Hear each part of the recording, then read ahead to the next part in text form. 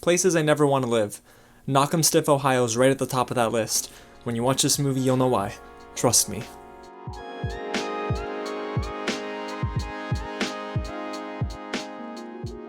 What's going on, you guys? James here with another real review, and today I'm very excited to dive into the original Netflix movie The Devil All the Time, starring Tom Holland, Robert Pattinson, Bill Skarsgård, and a whole lot more. Now, this is a spoiler-free review, and if you did read the novel, maybe avoid dropping spoilers in the comments below because I haven't read the novel, and I'm sure a lot of people haven't read the novel before diving into this movie.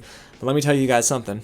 I'm exhausted. But before I talk about whether or not that's a good thing, if it's your first time here at the channel, guys, welcome to Real James. You're a part of the family now. I talk about movies early, I review them, I react to them, and a whole lot more. So if you like all of that, go ahead and hit the big red button below, subscribe to the channel, and tap on that bell so you don't miss out on anything new. I can't wait to get into The Boys this weekend and an HBO series that I'm going to talk about on Monday. Got a lot more Legend of Korra reactions coming. It's going to be a fun month. And hey, if you haven't already, go ahead and smash that like button and get loud in the comments below if you have seen this movie. What did you think? If you haven't seen it yet, well, what are you expecting?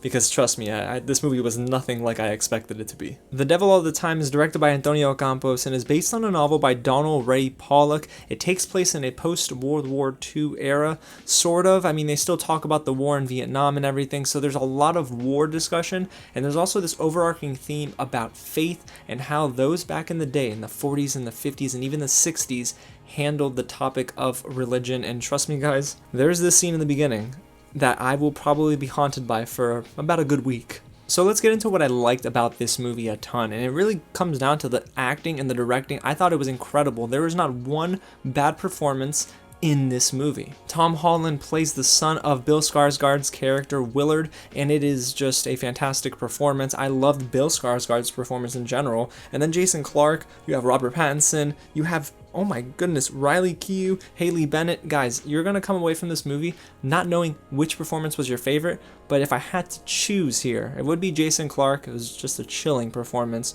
Robert Pattinson himself, Tom Holland, and even Bill Skarsgård, like I just said, he stole the show in the first third of this film. Now, this movie is stuck in, of course, the 40s, the 50s, and the 60s, so you're gonna have to adjust your lens and remember that a lot of the mannerisms in this movie are not gonna be consistent with, well, what we get in today's movies. It's so different.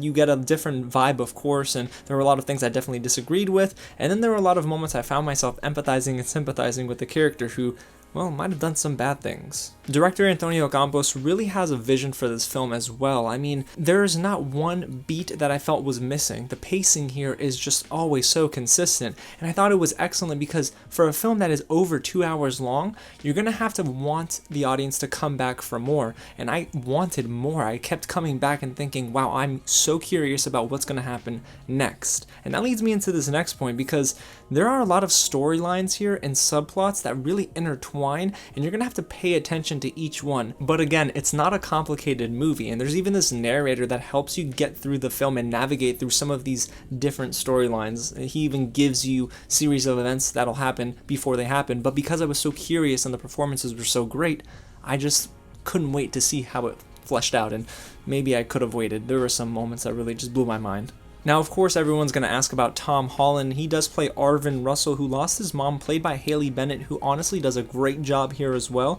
And because he was so young, it just sort of shaped his childhood, and he grew up to be this jaded man who doesn't really care for Christianity. He just wants to go and work and take care of his stepsister. So he doesn't want to start a career, get into medicine, get into the war even. He just wants to get by. And of course, the sins of the father kind of were passed down to the son. He has a loose temper, just like his father, who was played by, of course, Bill Skarsgård. And even though I found that to be really compelling, I actually found the moments between him and his stepsister, Lenora, to be really sweet and charming. Now, there are some scenes that are tough to stomach, again, but I really liked how the movie focuses on relationships here, and it helps you grow to sympathize with Arvin. And Tom Holland just nails these emotional scenes. Every time he cries, it makes me want to cry. Honestly, this is his darkest and grittiest performance yet.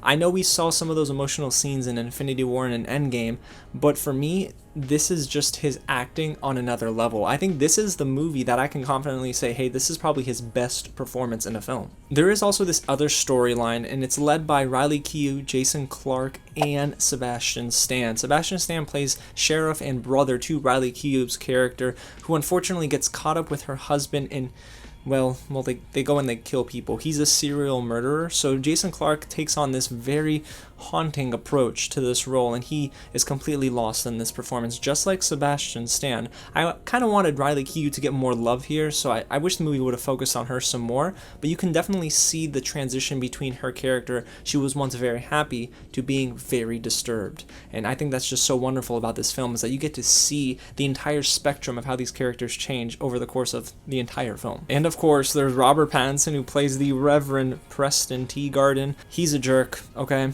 Like, he's a jerk. I won't say any much more than that because I don't want to spoil anything.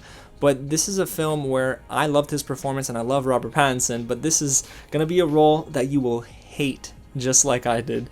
I mean, it's skeevy, it makes you feel weird, it makes your skin crawl, but that is the intention here, and Robert Pattinson just delivers on all fronts. Now, on the technical side of things, I love the feel of this movie. The cinematography is beautiful, some luscious greens in the woods, and then it gets very dark sometimes on purpose, and oh boy, it just adds to this creepy environment that they're trying to build in this film. And then of course the score is really good. I mean, I loved how it was adding to the chilling atmosphere in this film. And then there's also this film grain effect. I loved it. I don't know if he shot on film or not, but if he did shoot on film, I wish we would have seen this on the big screen because I think it would have done this movie even more justice. Now, this film is not perfect, guys, okay? I really like this movie, but there are a couple of flaws that hold it back from being a perfect or near perfect experience, and that starts with the length of the film. I understand it's adapted from a novel, which probably covers a lot of ground, but here, especially towards the end, I almost felt like them dwelling on the mundane really just made me think of the film's length, and I thought to myself, okay, are we almost at the end here? Because I don't necessarily see the story going anywhere, and when it does, I'm kind of exhausted by the end. So I think that maybe the film's length hurts it just a little bit, or it could just be because I was incredibly exhausted by the end. And when it comes to the authenticity of the movie, I really feel like the film, yes, looks beautiful, but sometimes those southern accents aren't always the sharpest. And Harry Melling, who we know of course from the Harry Potter films, is a reverend here and is responsible for the spider scene, and his performance is great. I loved it. I just don't think his southern accent was very good. You can tell it was breaking at times, and even with some of our actors like Tom Holland towards the end, you can tell it was breaking, and I get it. That's expected. They have British accents, but it's not necessarily going to keep me in the film. Like when I was listening to Harry Melling act and perform with that accent, I almost fell out of the movie a little bit. It was a little jarring, and I was thinking more about his accent than his performance. But overall, you guys, The Devil All the Time is actually one of my favorite movies of the year. This is one of the better Netflix original movies, and is probably one of its darkest. I mean, this is a very heavy movie. The emotional burden that these characters carry with them throughout the film is evident on screen, and the acting is just exceptional here. Even though it's not an enjoyable film, I think that was done on purpose. You know, some of these scenes are tough to stomach. How real this movie felt was a little disturbing, but that's the thing. Director Antonio Campos knew what he was doing with this cast and knew how to direct everybody to get the most out of everyone. I mean, I found myself covering my mouth sometimes because I was shocked at what I was witnessing. So it's an emotional roller coaster with everything going on, but once I reached the end, I found myself actually being really satisfied with the payoff and figured, oh wow, they wrapped everything up very nicely. So again, you're going to want to strap in and get ready and watch this movie in its entirety with as little distractions as you can, because it's worth every bit of your attention and time. So yes, The Devil All the Time, if I had to rate it, it would get probably that 4.5 range for me. But I want to know what you guys think, so go ahead and get loud in the comments down below and go ahead and sound off about The Devil All the Time. Did you like it or did you hate it? And if you haven't already, go ahead and hit the big red button below and subscribe to the channel and hit that bell so you don't miss out on anything new. Guys, this movie is something I'm gonna need to come down from. I need to go relax and probably put some ice on my brain because, oh boy, the images that I witnessed is just totally disturbing. That, or I can just go watch movies about dogs. I'll probably do that. Again, guys, thank you so much for watching, and I'll catch you at the next screening.